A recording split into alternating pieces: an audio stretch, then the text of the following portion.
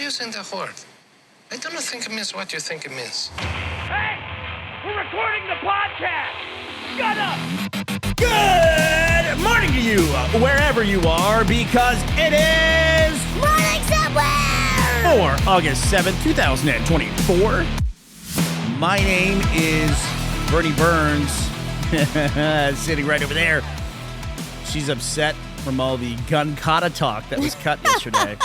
Say hi to Ashley, everybody. So I didn't realize until it was too late. It's the thumbnail. A little behind the scenes. This is a deleted scenes director's cut episode of Morning Somewhere. Yesterday, we had a long discussion. Bernie would say too long. I think it was just right. Way too long. I ended up cutting it. So the way this works is, we've talked about this on the Patreon, like how we make the podcast, but the way this works is, after we record the episode, I will run upstairs really quick and edit it really quick. If there's a conversation I think that didn't go anywhere, or if it just ran way too long, I will end up cutting it. In Or our if you long just have discussion a problem with Christian Bale.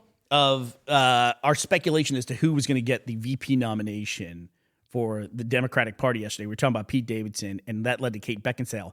And then we had like a 5-minute discussion over the 1998 movie Equilibrium. 2002. Thank you. It's the 2002 film came Ashley out was in very the into wake it. of The Matrix, sort of that wave of sort of edgy movies. We're not doing this again. We are doing this again. So Ashley, that's why it was all over the link dump, all the Equilibrium gun kata stuff. That's why there was a picture of Christian Bale holding a puppy in the thumbnail that would have made no sense. You're supposed to listen to the podcast. I did listen to it. I did, but I was so caught up in the looking for the perfect gun kata thumbnail that and then I saw the puppy and I was like, oh, it's perfect. That I must have missed the cut. So I cut all that, and she was very upset about it. And she's been trying to worm it back into the conversation any way she can. So this movie. No, right? stop it. So while we were following up from yesterday, while we were speculating on yesterday's podcast, as you know, we record very early in the morning, very early in the world, and we were speculating who the VP nomination would be. And it is now decided. It is Tim Walz, the governor of Minnesota, is your new Democratic vice presidential nominee. Who I hadn't heard much about, but I then, of course, since the nomination, I've learned a lot more about him. And one of the things that I've learned is that he is credited with the weird, with like starting to call the GOP and all the things that they're trying to do with their platform weird, that's caught on. And of all the things that shouldn't work, it totally works. I heard him, someone say that they're crediting him with teaching the Democratic Party how to shitpost, essentially. Well, and the thing is, right, as a former teacher, he's had a lot of experience observing little kids who are so good at just cutting to the bone with dumb shit. Or coming up with something that will stick. How many of us got a nickname or something said about us that just stuck forever? And this thing seems to have stuck really well. I do want to go on record about one thing. Go ahead. He did say, I've seen recently, and I don't know if it's since he got the nomination, or if it was before it. Maybe he was talking at some rally, but he was talking and he made a reference. It must have been after, because he was talking about J.D. Vance, the vice presidential nominee for the Republican Party, saying that he'll take him on if he'll get up off the couch, making a reference to the shit post about J.D. Vance and the couch, which I'm not really going to repeat here because it's not true. And I want to go on record as saying is like, I think the weird thing is great. I think it's great to fire back. I think it's great to fight on the same ground. What I don't like is the stuff that's not true being used, and people keep using this couch thing over and over again. When I found out it wasn't true, because I think we all go through that process where we hear it, so we're curious about it, like, we look what it is up. this thing? And then you just find out it's completely false, and everybody knows it's completely It was false. fabricated as a joke, more or less. But they continue to say it. I'm not cool with that. I don't want to do that, and I don't want to engage in that. I just think there are plenty of legitimate things that you can use. You don't have to make up stuff. I agree with that. I don't think that's where we're at as far as if you need to take pot shots at someone, you can use something real. But the weird thing's great because it really does. It encapsulates how a lot of people feel. I think a lot of people in general, not just Democrats versus Republicans, but people in general in America feel like there's a lot of weird discourse taking place. Like, what's going on in your house? What are you doing? Who are you dating? Who are you marrying? You know, what are you thinking about? There's a lot of weirdness in America, and I think it's cool to call out the weirdness that's going on, especially when it's leading to laws that are engaging and endorsing that weirdness. And I'm okay with that. I think they should call that stuff out. I agree completely. But I like to, at the very least, keep it real. Yeah. Can I talking about shit posting now? Yeah, go ahead. You know how I found out about the vice presidential nominee for the Democratic Party 2024? Yes, I do know. I found it from a shit post on our subreddit. Did this? Running Lights, user Running Lights on our subreddit. They said, literally as the title of the post, I hope this is how some of y'all find out. And it was a supernatural meme that they posted saying who the nominee was after. And I was in the subreddit reading at the time, and it popped up, and it's like, shit, that's how I found out. And now this will always be how you found out. This is how news works now. That's like when I found out about Hurricane Katrina from the kid dressed as like Cloud Strife or whatever he was. This is it's going to be stuck in my head forever. This is how I found out. And if they actually win the election, then that'll be forever how I found out about Tim Walz in general. Another thing about the Democratic Party, what the fuck have y'all been doing for like the last 12 years? You know, because Kamala Harris came out of the gates. Why was she being so quiet this whole time? I'm just hearing about Tim Walz for the first time, really. And this guy seems supercharged and charismatic and everything. I do remember the school lunch thing that he did, you know, but Yes. It wasn't enough to really catch on for me. But it's like, why you been trotting out all these like terrible people this whole time when you had these people in the stable, you know? It does seem like they had a tough time like pulling out people and being like, there's no one that we can run. And yet when it came down to it, look at these people. Like they found perfectly capable, charismatic nominees. Right. So, you know, we'll see how it goes, see how it goes. in the run up to the election. But I want to shout out another charming thing that I've seen. And it's very cute. It's very memey. And that is the Olympian of the day. Okay, who's your Olympian of the day? Zhou Yaqin. So this is the gymnast for the bar. She won, I believe, silver and was up on the podium for the medaling ceremony.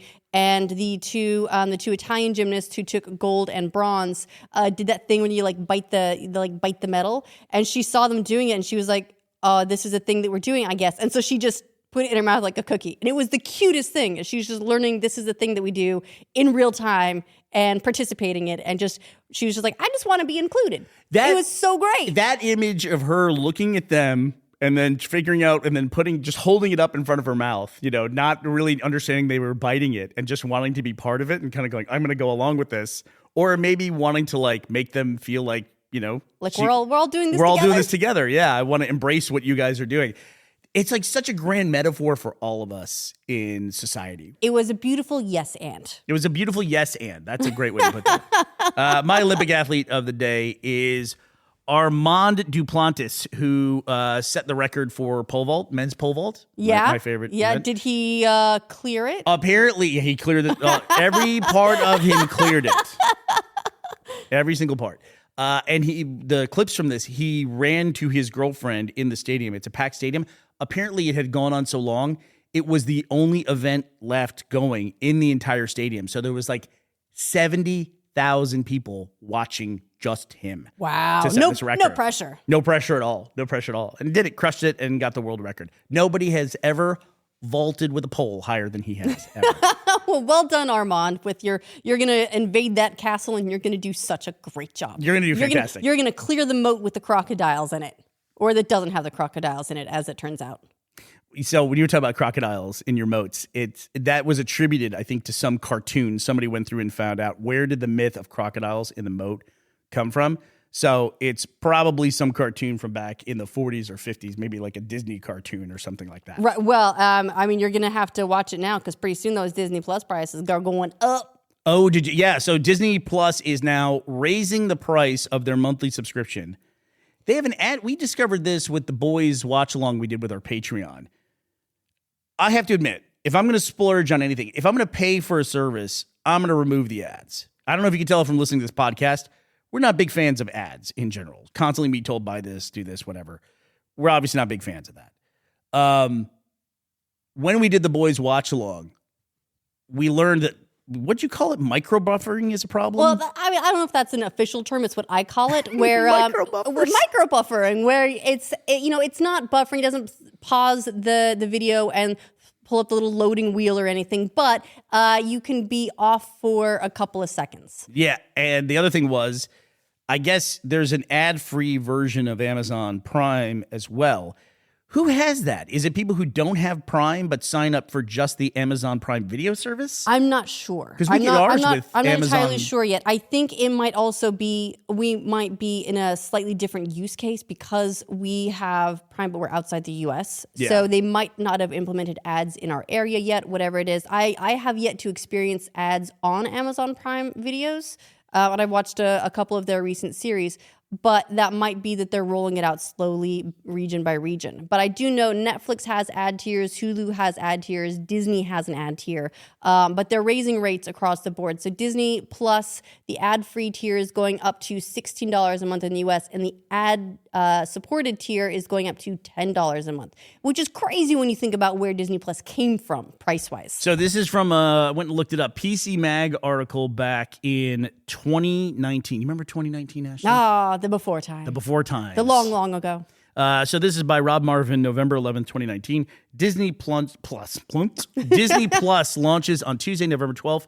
Here are all the movies and shows you can stream for $6.99 a month. And that's even, I think, without the special deal. So when they announced at, I think it was D23, they announced some deal where you could lock it in for, I want to say it was 3 years. And it would be like it was something ridiculous, like $3 a month. It was even lower than that anyway, which, I mean, even $7 a month is wildly impressive to me, especially looking at where, streaming is at now. From what I recall, I think you could lock that initial rate in for 3 years if you paid it all up front. That's what you could do. You paid it like all at once. So you could keep it, for a while. But while we're talking about entertainment news, another thing that has come up is we got our first look at Last of Us Season 2. I mean, I guess it's not actually the first look because they've released some still photos, but there's a trailer out now, Ashley, for Last of Us Season 2. Did you get a chance to watch it? I did watch it, and I have a question for you about that, because I watched you play parts of the game, but I have not myself played The Last of Us 2. Does that look like part of The Last of Us 2? Does it look like the full Last of Us 2 game? What does that look like to you? Spoiler-free discussion here. Yes. The answer to your question is yes. It looks like it follows, as did Season 1. It looks like Season 2 is going to closely follow the story of Last of Us 2, Part 2. Okay. There's some shots in the forest that are very specific, for a certain type of person that they run into, and those look like they're out of Last of Us, the game, Part 2. Okay, so it looks like it's going to be very much a cinematic retelling of the game. I think that's just what they're doing with this one. Yeah, and you know what? I think that's a perfectly valid approach for such a story-heavy game like this. We're reaching the turn here, Ash. This is going to come out in 2025. How far do you think we are away from a Last of Us Part 3 video game? Well, they need to keep remastering the first two, Bernie. What if they did that with the show? Like Last of Us, the Season 3 is just the Season 1 remastered. That would be fantastic. They are really sticking to their guns on an accurate retelling of Last of Us. That would be fucking amazing. Please do that. It would be worth burning the entire series just for that one shitty joke. Well, we're going to have a bit of a contrast, I think, because this weekend the Borderlands movie is coming out, Bernie. I would like to go see it with you tomorrow if you'll go see it with me. I want to make sure we get in before the spoilers, because otherwise, Bernie, just the spoilers are going to be everywhere, Deadpool and Wolverine style. I don't know, man. I don't know if I go see it. Jamie Lee Curtis said slightly negative things about the MCU. I don't know. Can I separate the art from the artist? Can I do that? I don't know. So we'll see. This might be a bit of a juxtaposition about sort of the Last of Us era, and I feel like Borderlands could be the sort of end of the before games era. It was in pre-production so long that I think it gets grandfathered into the sort of pre-Last of Us, Fallout, Super Mario era of video game adaptations. I could be wrong. We'll see. I want to be wrong. Are you excited about Borderlands tomorrow? Are you excited about it? Vaguely. Vaguely is a good way to put that. Vaguely. I got to say, I'm probably as excited for the Borderlands movie as I am for a new Borderlands game. I like Borderlands, but it's not like I got to be there day one for any of that stuff. No, I just kind of want to go along and have a nice time, and it's going to be colorful. There's going to be explosions, and then, that'll be the Borderlands experience. By the way, there's a lot of Borderlands games. There's more, like I think of Borderlands 1 and 2, but then there's also the pre-sequel, and then there's all the Tales from the Borderlands, which I actually really love the Tales from the Borderlands. The Telltale games. Yeah, that was they did? the Telltale, like, choose your own adventure type one, right? Yeah. And then there's Borderlands 3. And yeah, there's actually a lot more Borderlands games than I think of. I usually think of like 1, 2, and then kind of pre-sequel. The Telltale games they fall in that category of lots of different kinds of art for me, where they fall into a category of art that I respect, but I can't say that I like them. Does that make sense? Like, I did buy them, I did play them, and I respect them, but if you said, do you want to go back and revisit it? I would say, I do not. You say just want to do that. It's not for me right now. Yeah. And that's fine. That's perfectly good art. But if you're looking for other movies to see over the weekend, my mom did send me her latest round of movie reviews. Bernie, do you want to hear this? Yeah. So some slight Deadpool Wolverine spoilers. If you've managed to avoid this one, then we are literally your only source of media. What are you going to talk about, like in general? Appearance of a character? Appearance of a character. Yeah. So is in here. Okay. Yeah, so if somehow you have missed in all the Deadpool and Wolverine coverage that some characters appear in that movie, you're about to be spoiled. Just heads up. Yeah, give it earmuffs for, say, 30 seconds. I don't know how you would have missed that to this point. Here we go. She says, I finally got to see Deadpool and Wolverine. I was kind of confused because I didn't know who a lot of the characters were. For example, I didn't know who the French guy was that Channing Tatum played, who threw playing cards at people. I didn't really get all of that. And I saw the new M. Night Shyamalan movie, Trap. I was disappointed because it seemed to me he wrote that movie strictly for his daughter to star in. I like you pronounce Shyamalan like she would. That was funny in her voice. I guess she's an up-and-coming singer, and the movie starts out at a concert where the daughter is performing. Definitely not my favorite Shyamalan movie. I'm looking forward to that, to one that comes out next weekend, though. It's called It Ends With Us, stars Blake Lively. I'm reading the book. Gotta finish it before Friday. Love you, honey. What a nice voice. So that's my mom's movie reviews. I would love if, have you heard the speculation? We have to put an end cap on these spoilers at some point. The character that you talked about there from Deadpool, that now that they potentially are considering that person to be in the X-Men reboot for the Marvel Cinematic Universe. Sure, bring it on. And also I'm hearing for the first time that there might be an X-Men reboot for the Marvel Cinematic Universe.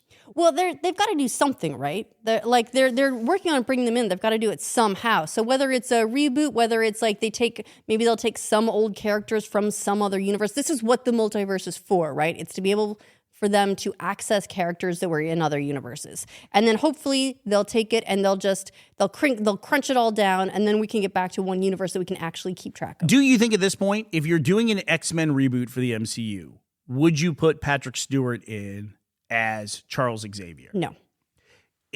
So then who do you do? Like, if you've already had the perfect casting, and I know for a lot of people, Ian McKellen is the perfect Magneto. I actually think Michael Fassbender's a better Magneto. I think they managed to do perfect castings for both the sort of old Magneto, old Xavier, and young Magneto, young Xavier. They managed to make both of those really great choices, They I thought. did kind of crush it. They did. Yeah. They did. There are a lot of things that they maybe didn't get quite right, but those they fucking got right. And can you bring people from the X-Men Fox universe and have them cross over? I don't see why not. Did you watch The Marvels? You keep asking me this, and I keep saying no. Right. Well, maybe you should watch The Marvels. Should I? Perhaps. Okay, I'll watch The Marvels then. Yeah, okay. Maybe your mom can give a review and spoil it for me. Sounds like that's spoiler territory for me. Okay. All right. Well, before I we go... I got to say, I like Kelsey Grammer as well as Beast. I thought Kelsey Grammer was a great choice as Beast, and also young Beast was great as well. Yep, I agree with you completely. All right, before we go, because I need to go before I say anything else, I would like to thank today's sponsors, Spark Bears and Wade Anderson. Thank you both for sponsoring this episode of the show at patreon.com/morningsomewhere. Why are you grinning at me? What is this? You're looking at me weird. You need to watch The Marvels! Oh, okay. I'll go watch The Marvels. All right. Well, thank you very much. That does it for us today, August 7th, 2024. We would also like to give a heartfelt congratulations to up-and-coming young artist Taylor Swift, who has the most nomination in the MTV Music Video Awards. The Greg Miller character? Yes, the Greg Miller character, Taylor Swift. Congratulations to both of you. All right, well, that does it for us. We will be back to talk to you tomorrow. We hope you will be here as well. Bye, everybody.